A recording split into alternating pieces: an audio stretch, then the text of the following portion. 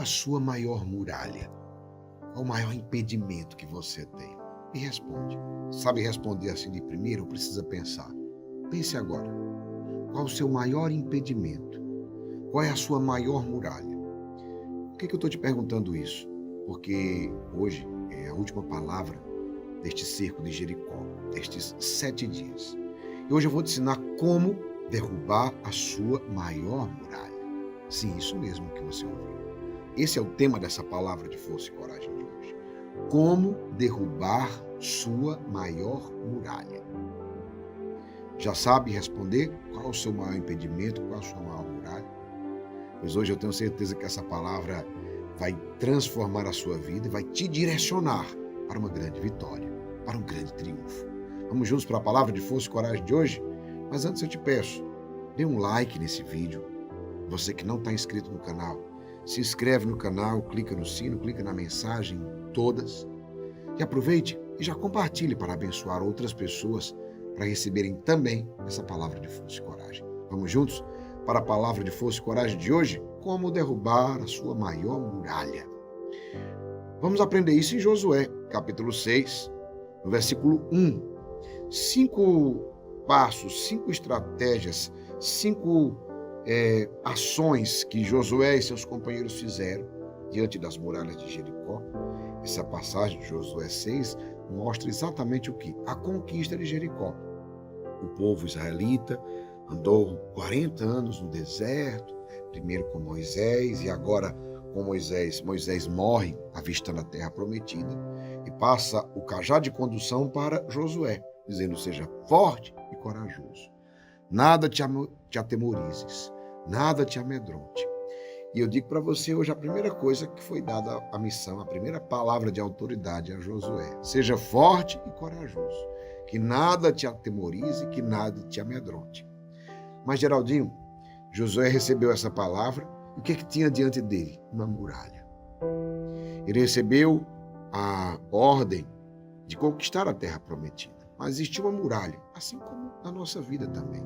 Toda vez que a gente vai conquistar algo, seja na vida espiritual, profissional, familiar, emocional, afetiva, física, toda vez que a gente vai conquistar algo, muralhas se levantam para nos atrapalhar, para nos prejudicar. Sim, muralhas se levantam para atrapalhar a nossa vida, para nos prejudicar. Por isso eu quero te dizer, amado, amada, escolhido, escolhida de Deus, presta atenção nessa palavra poderosíssima que eu vou te entregar aqui. Primeiro passo, Josué 6:1. São 5 passos. Jericó, cidade murada, tinha se fechado diante dos israelitas e ninguém saía dela nem podia entrar. O Senhor disse a Josué: vê, entreguei-te Jericó, seu rei e seus valentes guerreiros. Palavra do Senhor. Graças a Deus. Qual é o primeiro passo? Eu vou dizer para vocês: coragem e atitude. Parecem 2 passos, mas não são. É um só passo. Mas por que são 2 palavras? Porque a atitude só existe se nós tivermos coragem. Por isso que eu falei: coragem, ação interior, atitude, colocar para fora a coragem. Entendeu, não? Receber. Como assim? Coragem é graça de Deus. Na nossa vida, muitas coisas surgem para nos amedrontar. E o medo, ele gera em nós paralisia. Da mesma forma que a coragem gera em nós atitude, o medo gera em nós paralisia. Quantas vezes nós ficamos com medo de certas coisas e aí nós começamos a fraquejar? Vou dar um exemplo bem simples. Você tem um dom, um talento, você sabe fazer isso muito bem, mas você ficou com medo. Quando você fica com medo, o que acontece? Parece que você nem sabe. Quem é que já passou por isso? Me coloque aí nos comentários. Parece que você nem é uma pessoa que sabe o que está fazendo. Parece que você é uma pessoa que não está nem entendendo. Você mesmo, quando termina, depois assim: por que eu não fiz nada? Porque o medo gera em nós uma paralisia. E a paralisia de nós corta as atitudes assertivas. E aí você diz o quê? Quando eu estou com medo, eu fico todo atrapalhado. É assim com vocês, comigo é. Quando eu estou com medo, eu fico todo atrapalhado. Vou dar um exemplo para vocês. Eu entrego aqui uma palavra. O Senhor, eu chamo palavra de força e de coragem. A primeira coisa que o Senhor me dá é força e coragem. Porque se eu venho entregar essa palavra com medo, eu começo a titubear, as palavras não saem, a língua trava. Eu tenho certeza que é com você da mesma forma. A língua começa a travar. Então, perceba uma coisa. Jericó era uma cidade murada. Está aqui a palavra. Uma cidade murada que tinha grandes guerreiros e tinham boas armas. Então eles tinham uma boa defesa, eles tinham boas armas e eles tinham bons guerreiros. Israel era um nômade, os israelitas eram nômades que vinham caminhando por 40 anos no deserto. Eles não eram esses maiores guerreiros. Eles não tinham defesa alguma, porque eles estavam ao léu, eles não tinham nada para defendê-los. E aí? Mas o medo fez Jericó se fechar em si, nas suas muralhas. Jericó, cidade murada, tinha se fechado diante dos israelitas. Ninguém saía dela, nem podia entrar. Preste atenção. O medo paralisou Jericó.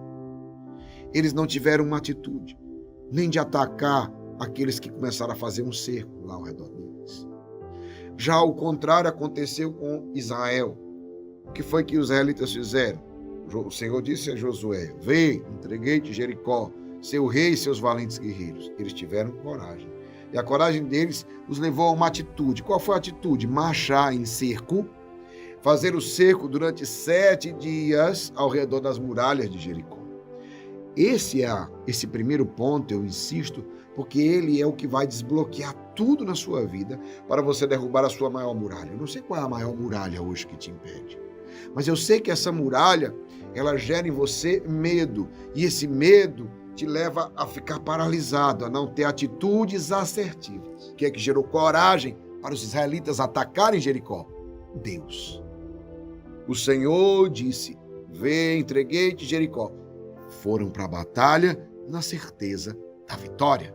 Quando você tem coragem, suas atitudes começam a ficar assertivas. Eu dizia isso para você, mas pode ser em qualquer coisa. Você veja quando um jogador de futebol, ele está com coragem, ele está bem, o que acontece com ele é a atitude, os chutes são certeiros, as coisas dão certo. Agora perceba quando ele começa a ficar com medo.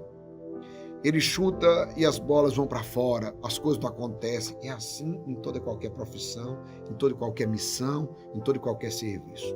Esse é o primeiro passo para você derrubar a sua maior muralha. Segundo passo, versículo 6. Josué, filho de Num, convocou os sacerdotes e disse-lhes: levai a arca da aliança, e 7 sacerdotes estejam diante dela, tocando as trombetas.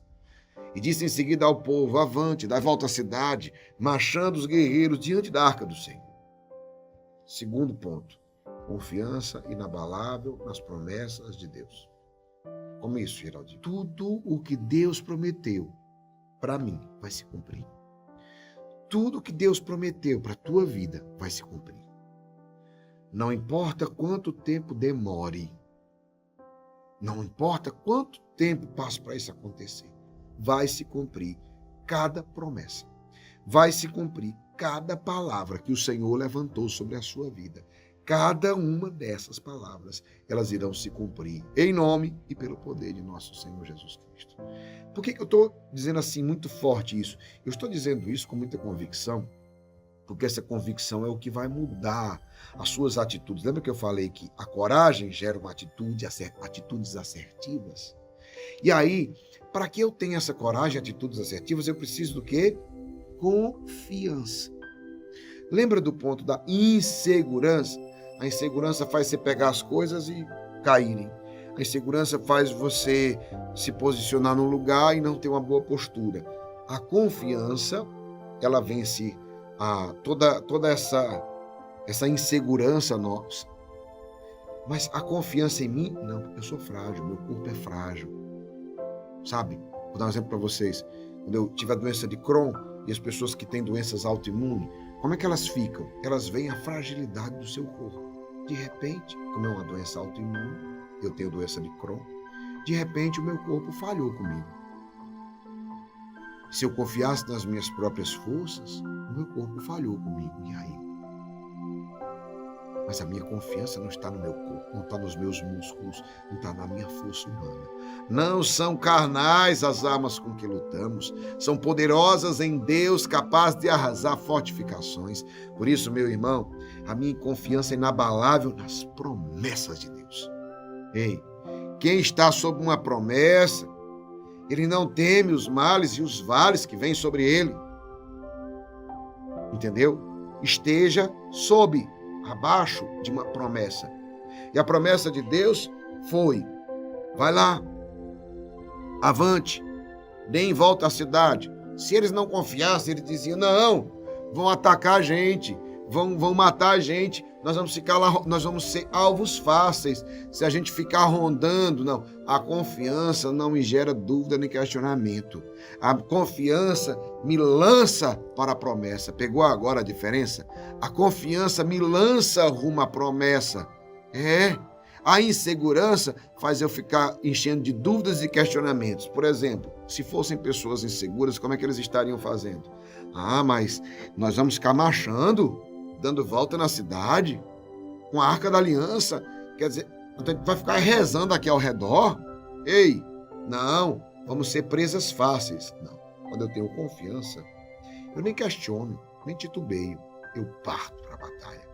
Vim para a batalha na certeza da vitória. Esse é o segundo passo. Primeiro, coragem e atitude que vencem o medo e a paralisia. Segundo, confiança inabalável nas promessas de Deus que vence toda a insegurança. E terceiro, versículo 10. Ora, Josué havia dado essa ordem ao povo: não griteis, nem façais ouvir a vossa voz, nem saia de vossa boca palavra alguma, até o dia que eu vos disser: gritai, e então clamareis com força. Meus irmãos, isso aqui é uma arma poderosíssima. Silêncio. Tem muita gente que fala demais. Isso mesmo, fala muito. Não conte as suas coisas, nem suas promessas, nem aquilo que Deus tem para você antes da hora. Na hora certa as pessoas irão saber. Mas quando você fala antes da hora, você levanta oposição antes do tempo e provavelmente você não vai estar preparado para aquela oposição. Você ainda não vai estar fortalecido o suficiente para suportar aquela oposição, perseguição e inveja. Quando eu falo as coisas antes do tempo, eu levanto oposição, perseguição e inveja. Pegou essa palavra?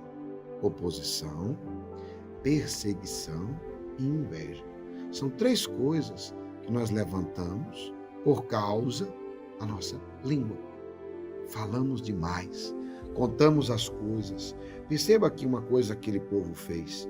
Josué deu uma ordem e eles obedeceram: não gritai, não griteis, nem façais ouvir a vossa voz, nem saia de vossa boca palavra alguma, até o dia em que eu vos disser: gritai, então clamareis com força.